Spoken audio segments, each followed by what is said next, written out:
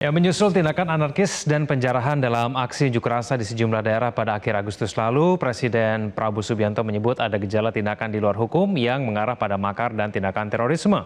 Lalu apa sebenarnya yang dimaksud dengan makar dan mengapa Presiden Prabowo Subianto secara lugas langsung menyebut aksi demonstrasi yang berujung kerusuhan dan penjarahan itu dengan mengarah ke tindakan makar? Apakah benar aksi itu ditunggangi dan siapakah pihak yang diuntungkan dari aksi ini? Serta apa konsekuensi pidana dari tindakan makar itu? Untuk membahasnya sudah bergabung bersama kami ada pengamat militer dari Lembaga Studi Pertahanan dan Studi Strategis Indonesia, Beni Sukadis, dan anggota Komisi 2 DPR RI, Ahmad Doli Kurnia, serta Ketua BEM UI Agus Setiawan. Mas Agus, Bang Doli, dan Mas Beni, selamat sore semuanya. Sore. Assalamualaikum warahmatullahi wabarakatuh. Ya, terima kasih atas waktunya bersama kami di Prime Time News. Sebelum kita mulai dialog, saya akan tampilkan sejumlah informasi dulu berikut ini. Pemirsa, sebelum mengetahui konsekuensi pidana dari perbuatan makar, menurut Kamus Besar Bahasa Indonesia, makar ini memiliki 3 makna. Yang pertama adalah akal busuk atau tipu muslihat. Dan yang kedua, perbuatan atau usaha dengan maksud hendak menyerang atau membunuh orang dan sebagainya. Dan kemudian yang ketiga, perbuatan atau usaha menjatuhkan pemerintahan yang sah. Nah, di KUHP tindak pidana makar masuk dalam bab 1 tentang bab keamanan negara. Hal itu diatur dalam beberapa pasal, antara lain pasal 107 yang berbunyi makar dengan maksud untuk menggulingkan pemerintah diancam dengan pidana penjara paling lama 15 tahun. Para pemimpin dan pengatur makar tersebut dalam ayat 1 diancam dengan pidana penjara seumur hidup atau pidana penjara sementara paling lama 20 tahun. Saya mau ke Mas Beni dulu. Mas Beni, menurut Anda yang dimaksud oleh Presiden itu makar yang mana nih? Mas Beni. Oke, sebelum saya menjelaskan maksud dari Presiden, tentu saya harus menjelaskan ya. Jadi pertama dari sisi tuntutan atau aspirasi mahasiswa itu adalah murni ya. Jadi kalau kita secara historis memang mahasiswa selalu di garis depan ya untuk menyampaikan tuntutan atau aspirasi. Dan ini kan bukan terjadi sekarang saja, jadi sudah sejak tahun 60-an sampai 78, mungkin 98, dan terakhir sudah 29 dan 2025. Sehingga itu murni ya, jadi tuntutan mahasiswa atau aspirasi mahasiswa adalah murni bahwa mereka menyampaikan aspirasi politik. Jadi itu adalah merupakan hak mereka untuk menyampaikan. Tapi dari satu sisi tentu saja ketika teman-teman mahasiswa ini melakukan aksi protes atau demonstrasi, dan kadang-kadang kan tentu teman-teman mahasiswa juga tidak juga bisa menolak ketika ada masa bergabung, apakah itu dari buruh ataupun ojol ataupun kelompok masyarakat lain gitu loh. Dan ini yang mungkin menurut saya cukup rentan ya ketika ada penyusup di dalam satu demonstrasi, sehingga ini yang berusaha mencoba ya menggunakan atau memanfaatkan situasi yang kaos, sesuatu yang lagi istilah bentrok lah gitu kira-kira itu, sehingga itu yang artinya si penyusup ini atau si provokator ini memanfaatkan situasi bentrok ini dengan tujuan dengan rencana-rencana yang berdasarkan pesanan tadi gitu kan. Kita ketahuilah bahwa sekali lagi kita harus memisahkan ya antara aksi protes dan juga aksi kerusuhan yang dilakukan oleh penyusup provokator. Sehingga ketika ada pidato Presiden Prabowo tahun 331, saya pikir ini kita harus pilah-pilah lagi, kita harus lihat secara detail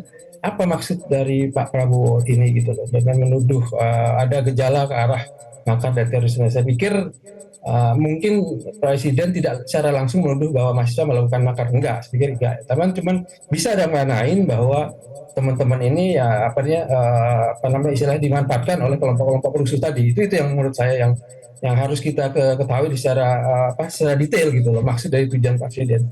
Kalau tidak, ya itu tadi mungkin Mas Agus tadi kan sudah menyatakan, jadi merugikan teman-teman mahasiswa. Saya pikir betul bahwa tudingan ini bisa saja merugikan, karena di satu sisi bisa saja pihak-pihak seperti polisi dan bahkan intelijen yang bisa bersikap lebih represif kepada teman-teman mahasiswa. Saya pikir itu Mas dari statement saya. Baik, saya ke Mas Agus sebagai perwakilan dari mahasiswa. Apakah yang dilakukan oleh teman-teman mahasiswa kemarin adalah makar, Mas Agus? Ya, saya rasa sangat amat jauh dari makar, Abang dan juga para pemirsa. Karena apa yang kami lakukan kemarin itu murni berdasarkan akumulasi kemarahan kami, kekecewaan kami, dan juga kekhawatiran kami dengan berbagai keputusan serta kebijakan politik yang diambil baik oleh pemerintah maupun DPR. Bahkan dari berbagai tuntutan yang diajukan oleh baik kami dari kalangan mahasiswa maupun kelompok masyarakat sipil, nyata-nyatanya sampai hari ini belum semuanya terpenuhi. Bahkan sebelum kita bahas tuntutan itu, sudah ramai di media pembicaraan terkait dengan dugaan makar. Seakan-akan ini kemudian mendelegitimasi gerakan kami. Makanya kami menuntut agar dibentuknya tim investigasi yang independen untuk mengusut tuntas dugaan makar ini. Karena saya rasa kalau kita ingat di awal tahun 2025 lalu ketika ada gerakan Indonesia Gelap, Bapak Prabowo juga mengkambing hitamkan pihak asing gitu. Ini ditunggangi antek-antek asing. Pun juga sempat juga gerakan-gerakan belakangan ini dibilang disusupi mafia dan sekarang ada dugaan makar. Saya khawatir sebetulnya aspirasi yang kami sampaikan yang sebetulnya berangkat dari kekecewaan ini justru tidak menjadikan bahan untuk berbenah diri baik oleh Bapak Presiden Prabowo Subianto beserta jajaran kabinetnya maupun rekan-rekan yang ada di parlemen. Makanya kami menuntut kejelasannya. Kalau memang ada dugaan makar, buktikan siapa dalangnya, siapa tokohnya, siapa pelakunya. Itu makanya sampai hari ini kami selalu percaya bahwa gerakan kami masih murni berdasarkan keresahan kami. Begitu. Ya, Mas Agus, tapi ketika Anda menyampaikan aspirasi kemarin, teman-teman memang merasa tidak bahwa di sekitar Anda itu ada penyusup yang kemudian tujuannya itu makar, menggulingkan pemerintah dan sebagainya. Itu terlihat dan terasa tidak bagi Mas Agus sendiri? Saya rasa sedari kemarin kami melakukan aksi demonstrasi, kami berfokus pada bagaimana caranya kami menyampaikan aspirasi untuk perubahan kebijakan publik, keputusan politik.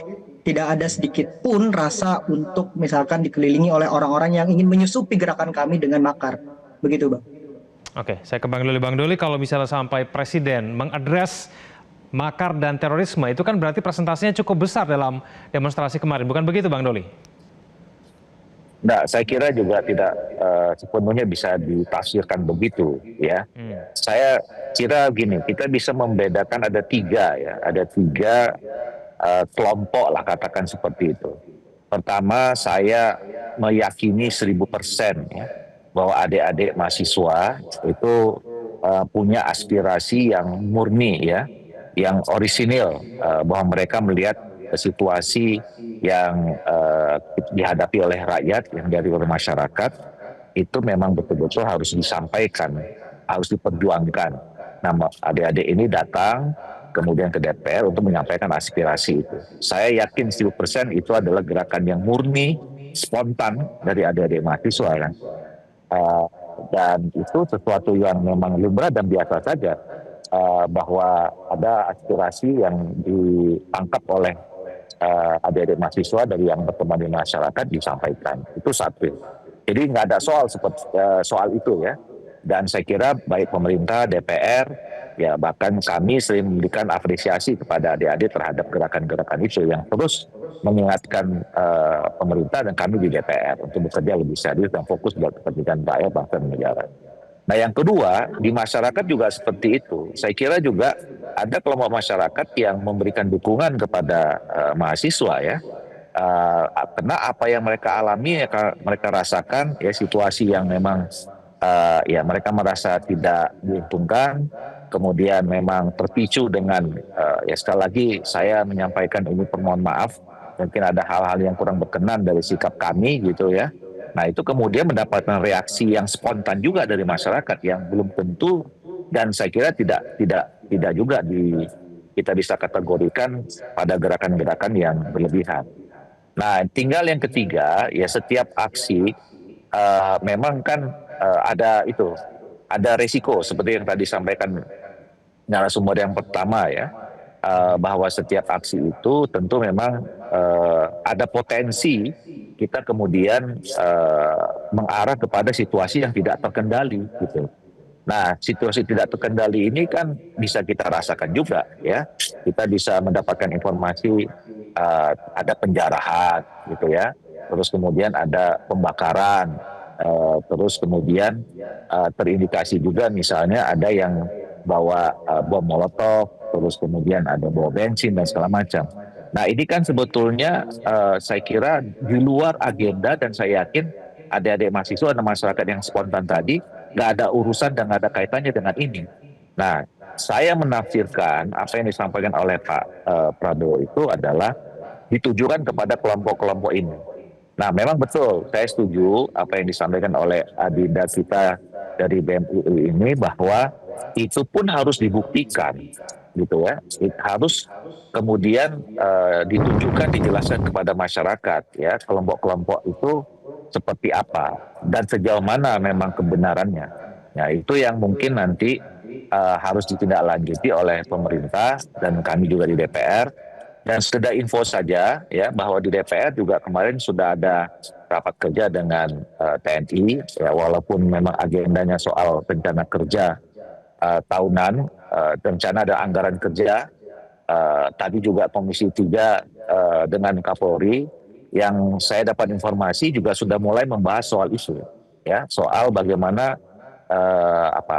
indikasi-indikasi tadi memang bisa diungkapkan secara transparan, objektif, sehingga memang publik bisa memisahkan, ya, bisa memisahkan antara kemurnian gerakan adik-adik atau aksi dari teman-teman mahasiswa dan juga masyarakat yang memang secara spontan ikut dan kemudian tidak terlibat dari kelompok-kelompok yang menggunakan ya dalam tanda petik anarkisme lah kalau kata bahasa kita begitu.